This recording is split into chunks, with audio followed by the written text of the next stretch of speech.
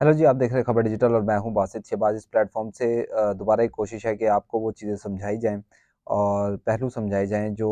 अमूमन national media पे या एक सिर्फ़ बैरियर के थ्रू जो है वो इस वजह से रुक जाते हैं कि अपना मौक़िफ़ जो है वो लोगों तक नहीं पहुँच देना होता। तो आज का जो वीलॉग है वो पाकिस्तान और ईरान के ताल्लुकात और जो रिसेंट अभी कशीदगी चल रही है इसके ऊपर कोशिश करेंगे कि आपको ईरान के मौक़िफ़ के बारे में भी मुकम्मल जो है वो तफ़सीलात दें, पाकिस्तान के मौक़िफ़ के हवाले से भी तफ़सीलात दें। इस वीलॉग के अंदर आपको ये भी ज़रूर बताना है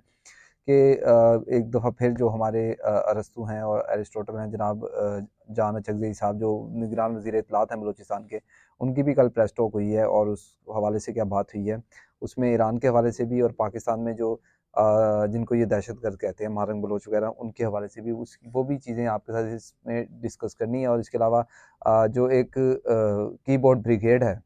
इमरान खान की, वो किस तरह इस इशू को, जो कि कौमी सालमियत का इशू है किसी भी मुल्क के लिए, सिर्फ पाकिस्तान के लिए नहीं, क्योंकि उनकी बॉर्डर लाइन को ब्रीच किया गया है।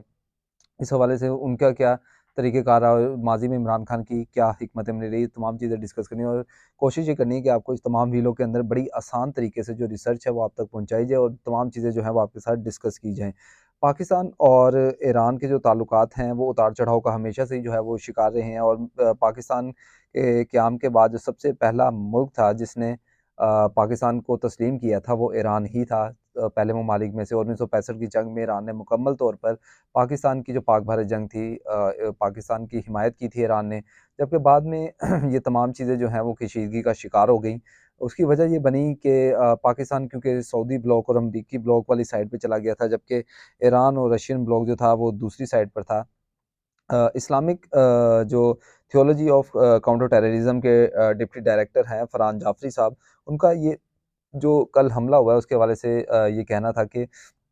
किसी भी सरहद की जो है किसी भी मुल्क की जो है सरहद को जो है ब्रीच करना वो इंतहाई तशवीशनाक है, लेकिन जो इस दफ़ा ईरान है वो इसका बाकायदा तौर पर जो है वो ढिंढोरा पीट रहा है कि हमने जो है पाकिस्तान की सरहदी हदूद में जा गए हैं और वहाँ पे जाके इससे पहले भी वो लोग जाते रहे हैं और आते रहे हैं। 2017 में भी एक ड्रोन जो है पाकिस्तान में गिराया था, 2023 में भी जनवरी में और फरवरी में मेरे ख्याल से गालिबन अगर मैं गलत नहीं हूँ तो ये हमले जो हैं वो किए गए थे ईरान की तरफ से और पाकिस्तान ने इसके ऊपर मौसर इकदाम किए थे जो अमूमन प्रेस रिलीज़ के हवाले से जो है वो शेयर भी कर दिए जाते हैं। लेकिन इस दफ़ा ईरान ढिंढोरा क्यों पीट रहा है? अगर हम इसको एक ब्रॉडर वे में देखें तो ईरान हिज़्बुल्लाह को सपोर्ट करता है। हिज़्बुल्लाह इस वक़्त फ़लस्तीन में जो है वो लड़ रहा है इसराइल के साथ और एक तरफ एक सिर्फ़ मुसल्लह तंज़ीम का होना, दूसरी तरफ पूरे मुल्क का खड़ा होना इसराइल की सूरत में और उसके पीछे अमेरिका का खड़ा होना, ये आलमी मंज़रनामे के ऊपर एक बड़ा सिचुएशन है जो कायम करता है और कोई भी तंज़ीम, मुसल्लह तंज़ीम किसी भी रियासत के खिलाफ ज़्यादा देर तक टिक नहीं सकती। इसी तरह हिज़्बुल्लाह जो है, उनको इतना मौसर आलमी सतह पर नहीं देखा जा रहा है, जितने मौसर इकदामात जो हैं, वो इसराइल या अमेरिका कर रहे हैं और जितनी चीज़ें वो फ़तह कर रहे हैं। जबकि दूसरी जानिब ईरान की सिक्योरिटी फोर्सेज़ की जानिब से गुज़िश्ता 3 रोज़ के दौरान जो है सरहद पार किए जाने वाले ये तीसरा मिसाइल था, जो परसों पाकिस्तान के ऊपर दागा गया। इससे पहले वो जो है पासदाराने इनकलाब ने ईरान के गिर्द ये मिसाइल दागे थे, 11 बैलिस्टिक मिसाइल थे, जबकि शाम में भी जो है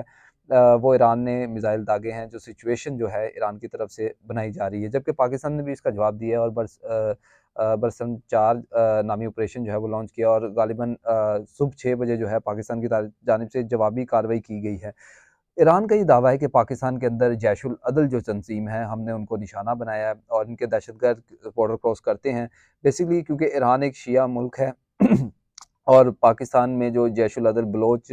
तंज़ीम है सुन्नी, वो ये दावा करते हैं कि ईरान बॉर्डर क्रॉस करते हैं और यहाँ पे आके जो है हमले करते हैं। इस वजह से ये हमला उनके कैंप पे किया गया। जो पाकिस्तान का ये दावा है कि इस हमले में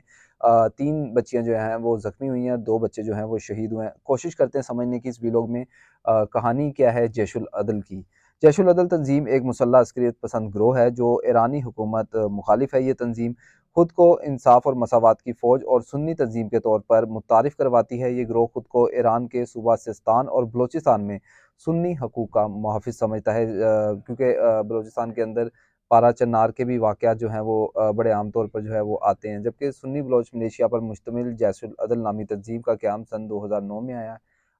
ये क़याम जो है 2009 में आया था। उसके बाद ईरान की जानिब से अस्करियत पसंद गिरोह जिंदाल के सरबराह अब्दुल मालिक रेगी को मुल्क व कौम के खिलाफ काम करने के इल्ज़ाम में गिरफ्तार और फिर फांसी देने के चंद माह बाद बनाई गई थी। ये तंजीम मालिक रेगी जो थे वो ईरान के सूबा सिस्तान बलूचिस्तान में बम धमाका करने, ईरानी सिक्योरिटी फोर्सेस को निशाना बनाने और बरतानवी और अमेरिका के खिलाफ एजेंट होने के इल्ज़ाम की जो है तहत फांसी दी गई थी। उसके बाद ये तंजीम जो थी वो तश्कील पाई, जिसको पहले जो है जंदुल्ला कहा गया और उसके बाद इसका नाम जैशुल अदल कहा गया, जबकि ईरान की जानिब से इसको जैशुल ज़ुल्म करार दिया जाता है। ईरान के पाकिस्तान में जो मिसाइल हमले हैं, कल मुफ्ती न्यूज़ वेबसाइट के ऊपर ये खबर शाया हुई थी कि ईरान की जानिब से जो है वो हमले किए गए हैं।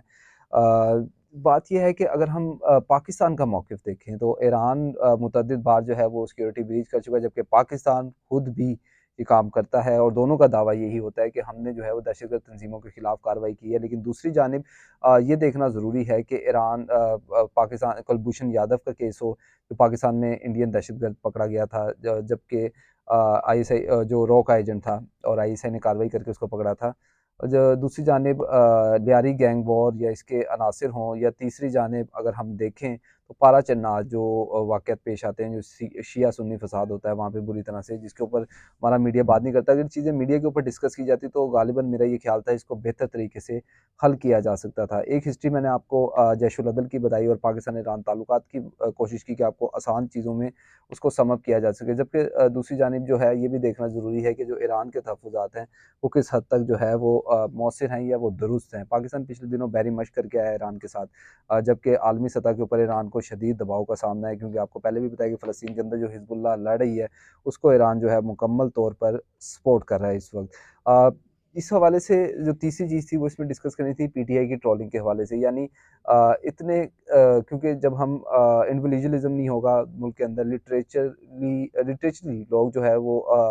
अपने दिमाग को इतना खोलेंगे नहीं और चीज़ों के ऊपर बात नहीं करेंगे, तो एक ऐसी ब्रिगेड तैयार होती है जिसको हम जो है कीबोर्ड ब्रिगेड कहते हैं, वो है इमरान खान साहब की पीटीआई की कीबोर्ड ब्रिगेड। हम उन्होंने डायरेक्ट हमले जो हैं वो इस मौजू के बाद उकसाना शुरू कर दिया, पम्प करना शुरू कर दिया पाकिस्तानी आर्मी को कि जी आर्मी किसी काम की नहीं है और ये हैं चीज़ें या वो हैं, जो भी डिस्कशन सोशल मीडिया पे चलती रही, तस्वीरें फेक चलती रहीं। मामले को